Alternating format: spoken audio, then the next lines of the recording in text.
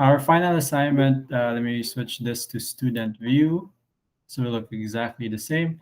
Our final assignment will be a report, basically putting together everything we've learned in this class. So we have the report format over here. So we'll do like Sydney standard, because this is how I was taught. Part one, abstract, introduction, methodology, findings, your discussions, and then your conclusion, recommendations, and appendices if you have anything more to add. This is where your images and other tables and graphs you can put into your report. So there's a link here, the report guide. They have like report examples of how to do introduction, how to do methodology, how to do findings, etc., etc. So if you click this link, we'll send you to the University of Technology website. And then you can have here like methodology sample here. Investigate, blah, blah, blah, blah, blah, blah, paragraph 2, was email, blah, blah, blah, blah, blah. Okay. So this is the format. I'm basically going to give you the methodology. So you just need to do your introduction of your project or proposal, and then your findings and discussion. So it should be not so difficult. So what is the report about? Am I being recorded? Yeah, I'm being recorded. So basically what this assignment is I want you to identify which of the following factors is the highest priority in your own like projects. It could be your thesis project or something more general, like in your community. Like if you want to do like some kind of community outreach service, or in my case, something similar to our like pedestrianization or like a pedestrianization proposal for Basilica del Santo Niño, maybe this will be more of your project. But I'm giving you the choice to choose your own project or proposal. So basically, we discuss sustainability, our infrastructure, governance, and financing, but not disaster risk management, because we ran out of time. Maybe you could. I think this one is fairly straightforward. So basically, it just asks: is your project or proposal disaster proof? So if your area is prone to strong winds and typhoon, like Tacloban, with its experiences with the big typhoon several years ago, or are you more located in an urban area where disaster risk management isn't such a big problem? So that's why I sort of saved this for last, and we didn't have time to discuss it. But there are several what do you call this, studies online, and I can give you reference if you have trouble finding them. In fact, I think I might actually just add a module on this later this evening. So identify sustainability, infrastructure, governance, and financing, and disaster risk management factors for your particular project. So for example, over here, I have my own project over here. So it is basically, simply put, we're just adding tents so that the churchgoers will have a place to attend mass outside the church when it's full because of social distancing measures, physical distancing measures. Most people will be like attending church outside. So that is the objective of this proposal, is to give them shelter so that it's more comfortable and more people will be able to go to church safely. So based on my experience, my findings show that sustainability isn't really a high priority because the project is relatively self-sustaining. What do I mean by this? So it's because it's low maintenance, it's just temporary facilities that just require church representatives. Maybe they're like what do you call this? What do they call the laypersons? Yeah, that's what they're called, the laypersons, or like church support staff can just set up the tents when needed, and they can store it out when they're done. So I think it's relatively sustainable, low cost basically. So not much kanang problems with future needs of this. So they just deploy it when they need it and put it away after. Infrastructure, I feel like there's not much conflict for local infrastructure of this proposal, because the site already is being closed every Friday and Sunday. So there are really no cars here. There's really no conflict, no reason why they can't put up tents in this area. So this is just like my specific scenario. But maybe in your own project, like Bayas Mall, and not mall, park in Ormoc. I don't know why I said mall.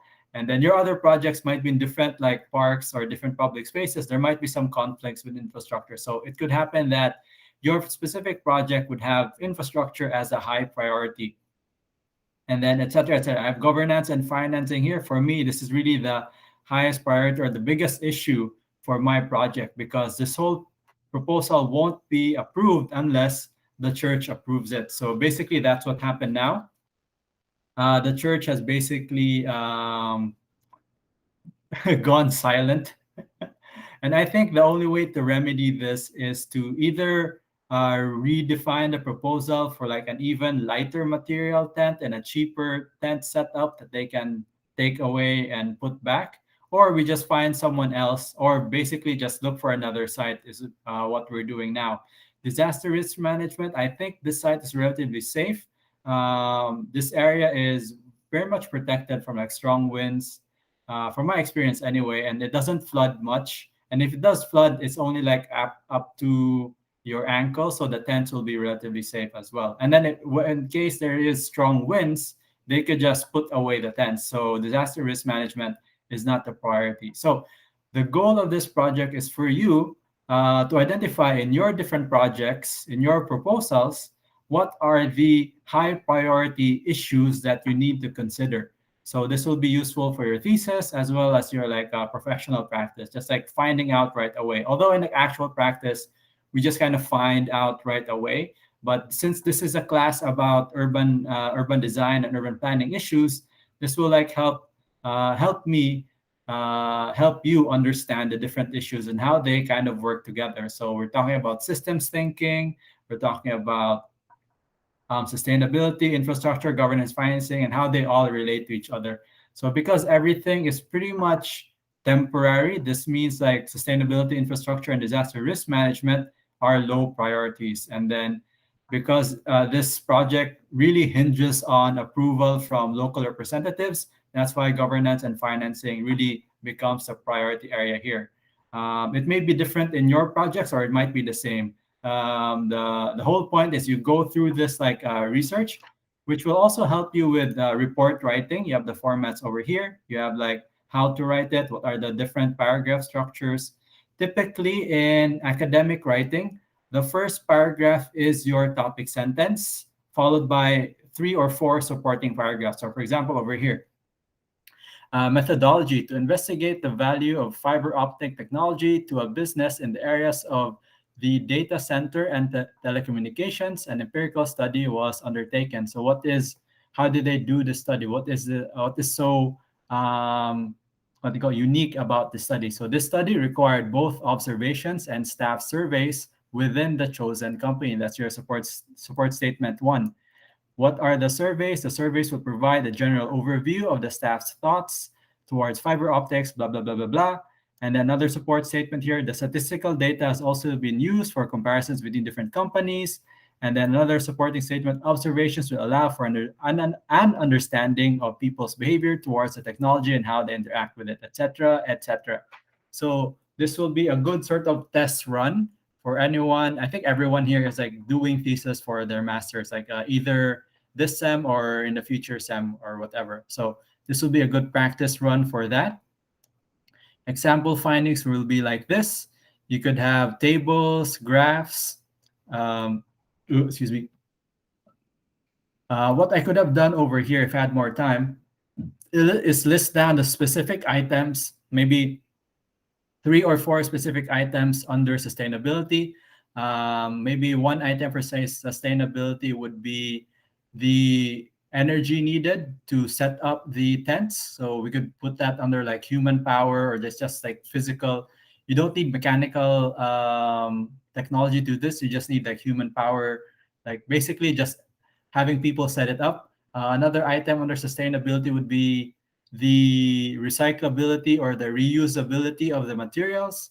If it's good for me, it's good quality tents, ideally, which can be like used for like several years, maybe at least. We can say tents like these can last like up to like 10 years, maybe even 20 years, depending on the quality. So that would be another factor.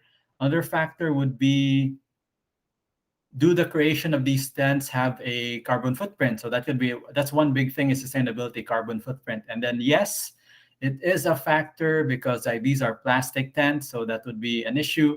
But the fact that you can reuse them basically forever will mitigate like any carbon footprint, hopefully. But that's how it's really up to you how you frame your what they call this different factors and your findings and your analysis. So it will look like this. And then when you finally put everything together, you can discuss what did you see, what did you observe, what did you find out, and then you discuss that in the discussion section. So an example discussion would read like this: based on the collected and analyzed data, fiber optics has been seen by staff to add value to this company. In particular, this value defined as monetary, adaptability to future needs, uptime, business applications, and customer relation and quality. So basically, he identified these four factors: monetary, adaptability to future needs, uptime, business applications, and customer relations and quality. So those are four factors that he basically created a framework for in this sample study. So our four factors are over here: sustainability, infrastructure, governance, and disaster risk management. So you can put other sub-factors there for like a more comprehensive research, but you can just leave it at this four and you can discuss it. Basically, we can make it as detailed as you want, or you can make it as general. But for me, I think under sustainability, you should have at least like, and under each factor, at least you should have a bit, let's see, like 200 words each. So that's easily 800 words for each factor. And then, I we need to put a word count. So I'm estimating the whole report could be about 1,500 to 2,000 words. It's basically 1 to 2 pages. And then make sure wait, I need to put it over here. I'll just put the word count over here. How many words should be for abstract, introduction, method, findings, discussion, conclusion, recommendations, and appendices. Appendices, basically no limit, but the main meat of your report will be here. Items 1 through 6. So from abstract all the way down to recommendations. Okay, any questions so far? I'll put the word count now. Edit. Let's see. Abstract, it should be short. Maximum 100 words. 100 words. Max. I think we even, 100 words enough. This will be, I can do 100 to 200 max. Sir, A4? Yeah, A4. Let's put it here, A4 paper. A4 paper. That's the international standard now. The methodology. This one is just basically the design brief. This is the assignment brief. Sorry, assignment brief. I can keep this up to 100 to 200 words max. And then this is really where the most interesting part of the research will be. So I'm taking 800 to 1,000 words for this. And then discussion will be, maybe this is also important. I would recommend 300 to 500 words for this. You can go under. 300 is the minimum, 500 is the maximum. Conclusion recommendations can make this short. Usually this section in international papers only like 100 to 200 words. Appendices is no limit. No limit. But try to, these are all images. No limit for images / tables, but try to keep it under 5 pages. If you need more, just let me know. Okay, and then you have the website link over there. And then that should be it. Okay, and for those, unfortunately, the other 2 people who are not here, is everyone here? Oh, we got Ezra and Christine back. Okay, so hopefully you guys are feeling better. If you need more time to recover, because I know serious to inyong medical thing, so just let me know. Keep me updated sa inyong health, because I wouldn't want you to get even more sick. And you already submitted your medical receipts, so that's fine. So if you need more time, let me know. But basically, for only Kwan, those who are for only, I think Ezra and Christine was it because they went to the hospital. Yes, sir. Thank you very much, sir. Mm. Hello, Jada? Yes, sir. Thank you. Thank you very much Ah, for okay, okay, yes, yes. time. No problem, no problem.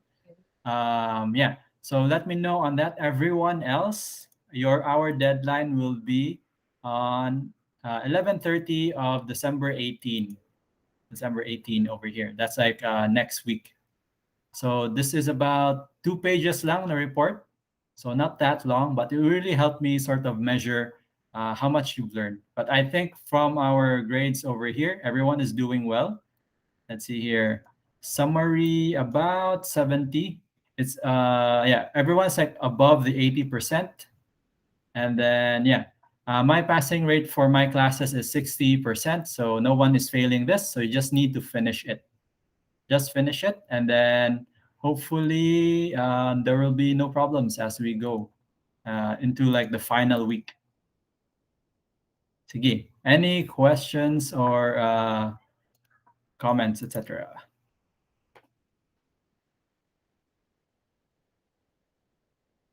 Sir, Hmm. final na sa 18, sir. If you need something extension, you can like let me know. Okay, sir, kay nag-schedule pod ang duha ka subject sa 18 gihapon. Yeah, because that's the last day of class. So maybe I can be negotiated to December 20.